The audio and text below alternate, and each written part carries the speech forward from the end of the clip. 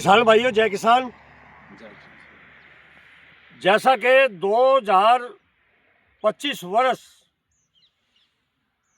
गुजरने में कुछ ही समय दिन बाकी है और ये वर्ष हमेशा हमेशा धान घोटाले के लिए जाना जाएगा। और इस वर्ष में सरकार की गलत नीतियों ने, सरकार की बेरुखी ने किसानों को रुला के रख दिया है। आर्थिक तौर पर जितना शोषण इस वर्ष में 2025 में हुआ है, शायद ये कभी भी इतना देखने को नहीं आया। हद तो तब हो गई, धान घोटाला इतना चर्चित घोटाला रहा है कि जो पूर्व में घोटाले हैं, ये उससे भी बड़ा घोटाला, हजारों करोड़ रुपए किसानों के लूट लिए गए और सरकारी खजाने से लूट लिए गए। मैं ये कहना चाहूंगा कि हद इसमें ये है कि अभी अभी हरियाणा का विधानसभा स्तर खत्म हुआ है। वहां सभी पक्ष और विपक्ष के लोग वहां मौजूद थे। इस धान घोटाले को विपक्ष भी मजबूती के साथ नहीं उठा पाया। हमने उम्मीद थी कि प्रदेश के मुख्यमंत्री नायब सैनी अवश्य धान घोटाले को पटल पर लेकर के आएंगे, लेकिन किसी भी पक्ष ने, चाहे वो सत्ता पक्ष था चाहे वो विपक्ष था, उन्होंने इसको बोलने का एक शब्द भी किसी के मुंह में दिखाई नहीं दिया। आखिर मामला क्या है किसान भाइयों?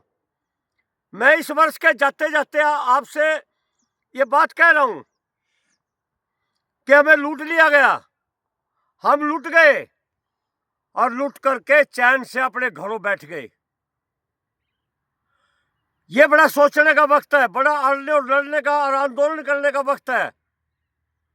और हमने एक एक पैसे का, अगर इस धान घोटाले का, इसमें बाजरा घोटाला भी है, इसमें मूंग घोटाला भी है, इसमें बाजरे का घोटाला भी है, और सबसे ज्यादा हर दिन धान घोटाले की हर जिले में परत खुलती जा रही है।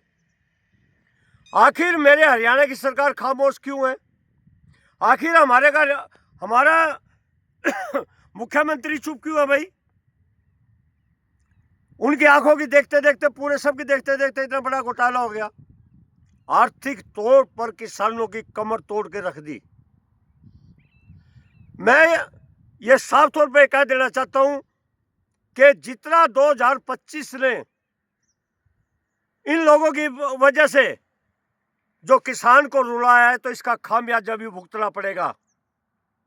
हम इसके लिए तत्पर हैं, हम इसके लिए लड़ने के लिए। और मैं इस वर्ष के जाते जाते और नया वर्ष 2026 जल्द आने वाला है। जिस तरह के हालात चल रहे, तो मुझे नहीं लगता कि 2026 कोई किसानों के लिए सौगात लेकर के आएगा। कई लोग अवश्य इसमें कुछ ना कुछ कहेंगे। जो आपका 25 का ही किसानों का सरकार हिसाब नहीं कर सकते, 26 से मुझे क्या उम्मीद है भाई?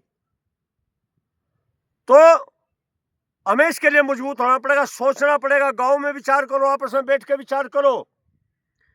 ये सारा कांड हुआ है, जो सारी लूट हुई है, आपकी फसल की वजह से हुई है भाई।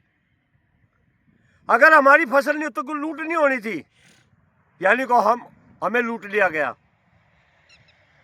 तो ज्यादा मैं कोई उम्मीद नहीं है, खासतौर से सरकार से उम्मीद नहीं है कि कुछ नए वर्ष में कुछ किसानों के लिए नया आएगा।